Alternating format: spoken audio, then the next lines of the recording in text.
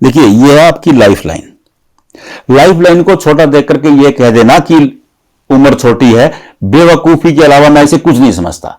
32 साल से हाथ देख रहा हूं। लाइफ लाइन छोटी होने से उम्र छोटी नहीं हो जाती है। अगर उम्र को देखना है आपको, आपकी उम्र कितनी है, तो हार्ट लाइन को देखें।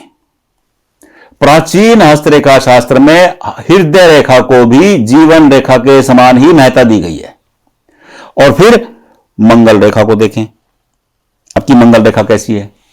अब इस हार्ट लाइन का देखिए, हस्तरेखा शास्त्र कहता है कि जीवन रेखा चाहे छोटी हो, अगर पीछे मंगल रेखा बनी है तो जीवन रेखा का पूर्ण कार्यभार मंगल रेखा के कंधों पर चला जाता है।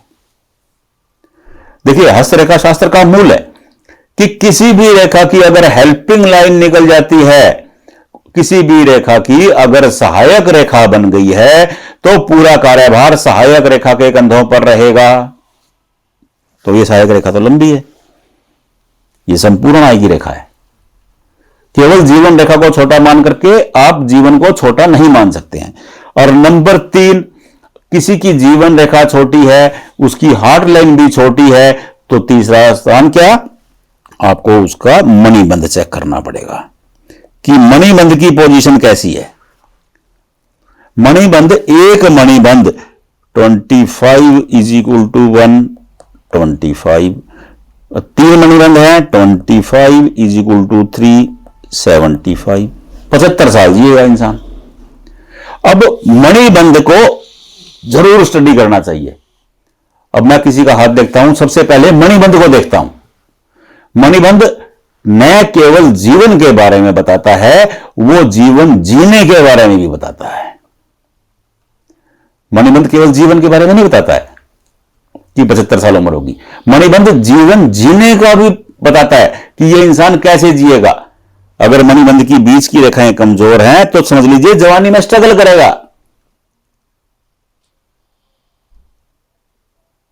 पहली रेखा अच्छी है, बुढ़ापा उत्तम है, जवानी उत्तम है, बचपन उत्तम है। दूसरी अच्छी है, जवानी उत्तम है। तीसरी अच्छी है तो बुढ़ापा भी उत्तम है।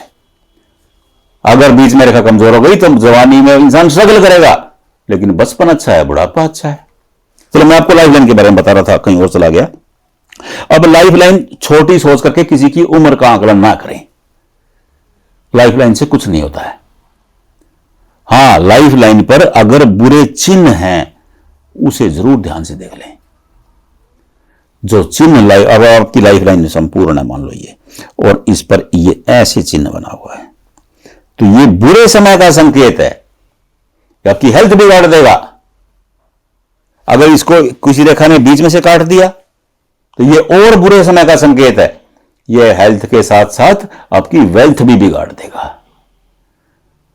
आपने अनेक लोग देखे होंगे जो बीमार हो जाते हैं और उसके बाद उनकी घर की स्थिति भी डामाडोल हो जाती है, तो ये वो चिन्ह है।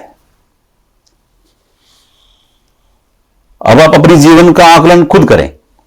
आप अपनी जीवन रेखा को ध्यान से देखें, उसके पीछे मंगल रेखा को ध्यान से देखिए। मंगल रेखा 1 इज इक्वल टू 3। मंगल रेखा का मैं हमेशा समझाता हूं, ये 3 रेखाओं की एक रेखा है। मंगल रेखा को अकेले मंगल रेखा मत मानिए। मंगल रेखा जिनकी हथेली में होती है, ये अपने परिवार से बहुत प्रेम करते हैं, इसलिए अनेक शास्त्रों में इसे प्रेम रेखा भी कहा गया है, लव लाइन। ये लव लाइन भी है।